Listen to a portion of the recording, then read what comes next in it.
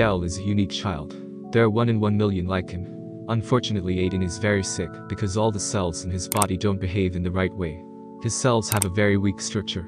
They are much weaker and less formed than in other people. This is a very rare abnormality, so doctors don't even really know what to do about it. The baby was born very sickly. He was immediately taken to the intensive care unit. 2 days later, Aiden's mother was given a whole list of his illnesses and problems. In fact, his bones and tissues are so fragile that even a simple hug from his mother can break bones and damage skin and tissues.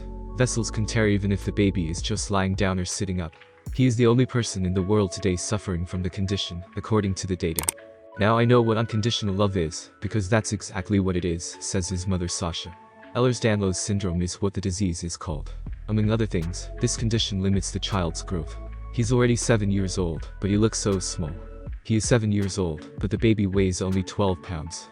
Unfortunately, there are a lot of restrictions in his life. The child is not allowed to run, fall, or make any sudden movements. He takes painkillers, because even hugs leave bruises and injuries.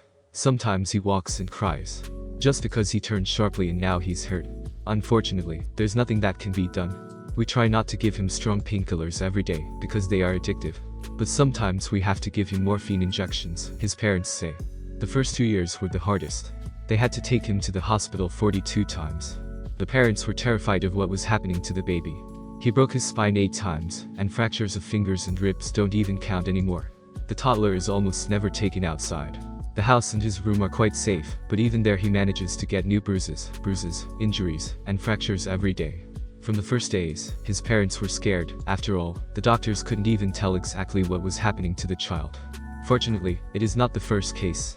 But the disease is so rare that for many years no one has been born with the same genetic disorder. When he was 7 years old, he was sent to a special school. Now Aiden can learn, but it's also very difficult for him.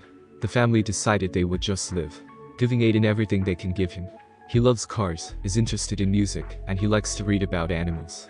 A lot of the things that normal kids do are out of his reach, but the world is full of interesting things.